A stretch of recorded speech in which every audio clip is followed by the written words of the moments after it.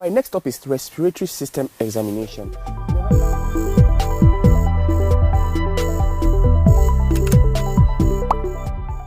Never forget to greet your patient. So you greet, create rapport, introduce yourself, and ask for permission, all right? So good morning, Mr. Desmond. All right. My name is Dr. Kachi. I'm a junior doctor in the team. I would like to look at you. I would like to look at you for a few minutes. Can I go ahead, please? Thank you very much. Right. Can you put your hands beside you? All right. Thank you very much. My patient is fully exposed. The chest is fully exposed. All right. So, like every other examination, we go through the protocol of IPPA: inspect, palpate, percuss, and auscultate. All right. So we inspect.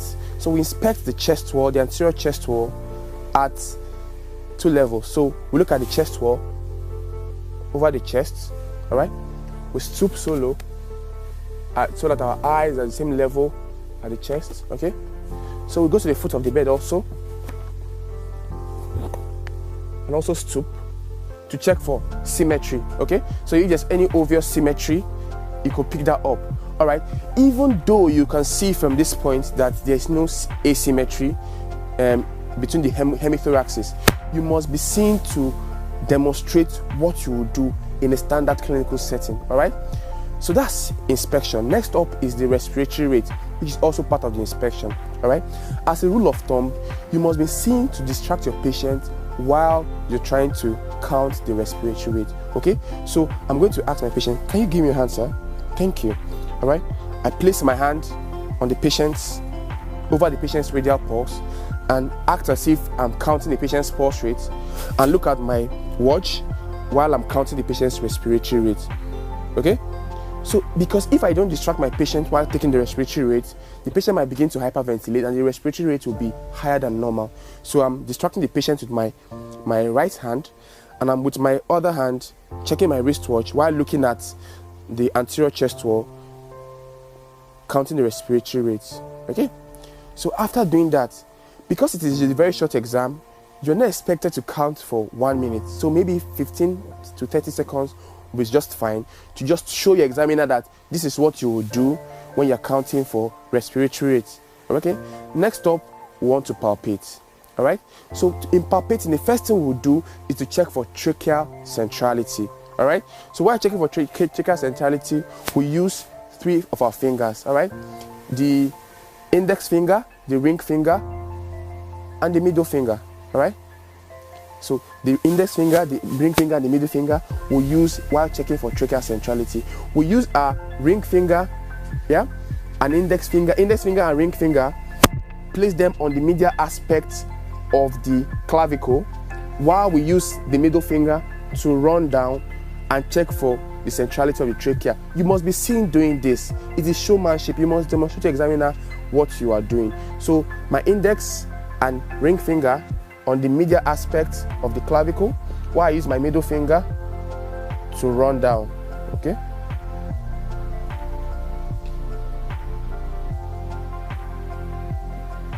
And please try and run down the tracheal length more than once.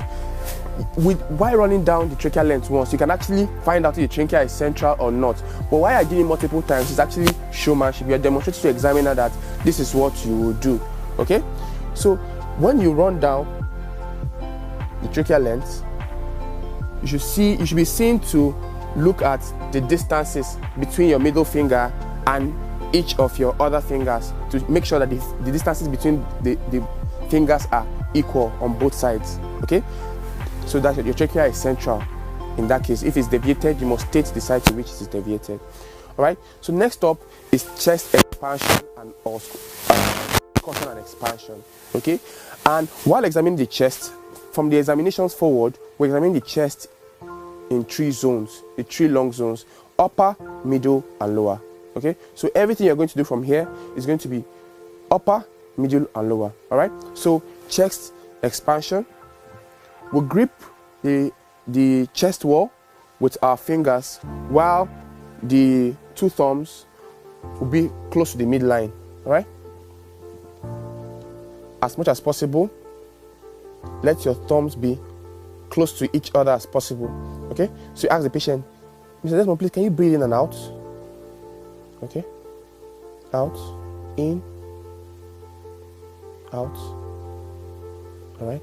So that's the upper lung zone. Remember, the landmark for dividing the lung zone, the upper lung zone is above the nipple. Just below the nipple, we'll examine for the lower lung zone.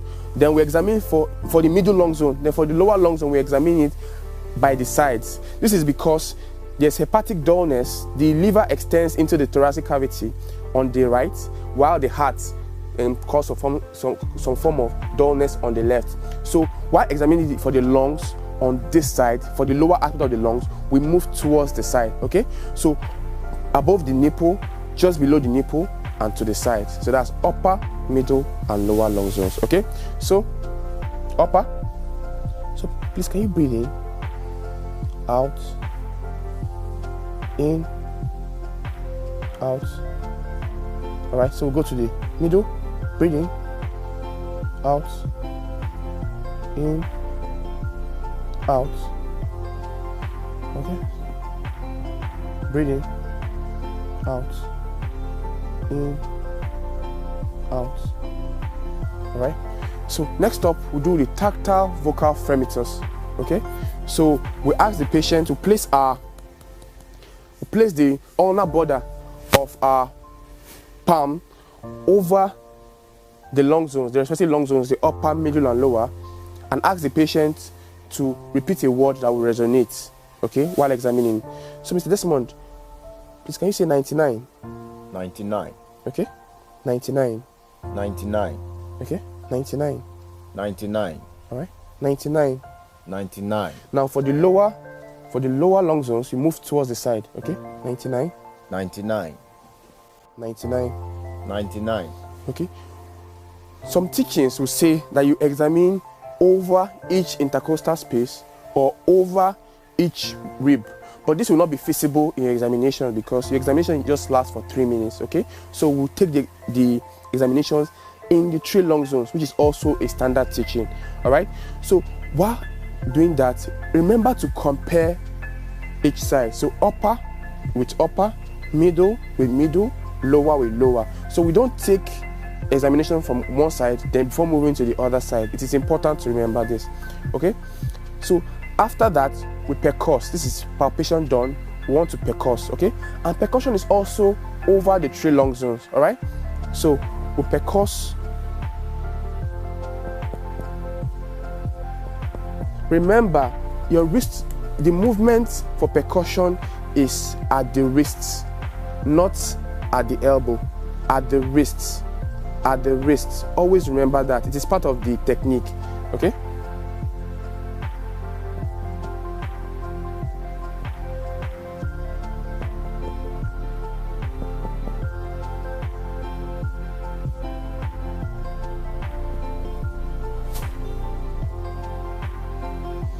Okay? So always remember the movement is at the wrist and percuss over the 3 lung zones, comparing upper, middle, lower, lower. It's very important. So next up, we want to auscultate. First of all, we must always remember how to place our stethoscope. Okay, the position of the stethoscope must be in line with the position of the auditory canal. So the stethoscope must be facing forwards. Okay, inwards and forwards. So this is how your stethoscope should be. Wow, it goes into your ears. Then you must be seen to check if the stethoscope is on, because some stethoscopes have valves that can be turned off. So you just demonstrate it by striking the diaphragm once or twice. Okay, so once you're sure, you place the diaphragm of the stethoscope over the lung zone you want to examine and ask the patient to breathe in and out. Okay, all right. So Mr. Desmond, so breathe in, out, in, out. Okay, in, out, in, out, in, out, in, out, in, out, in, out. in, out, in, out, in, out, in, out. All right, so that's the end of auscultation. Next up, we ask the patient to sit up and we do examination on the back of the patient. Okay, so Mr. Desmond, please can you sit up? Okay, so while examining the back of the patient, always remember to note where the anatomical landmark of the scapula is, the scapulae on both sides. Okay, so what it means is that we must always examine our patient between the scapula on that side and the spinal cord, the spinal column.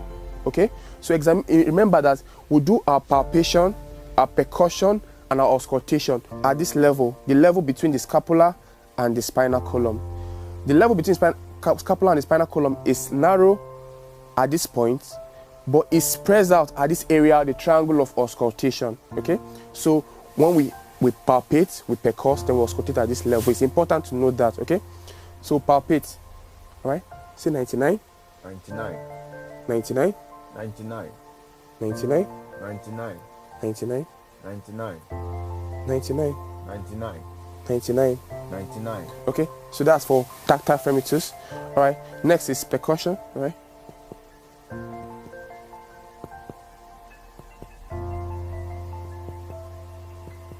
okay, so that's percussion. Next is auscultation. Remember how we put on our stethoscope, facing forwards,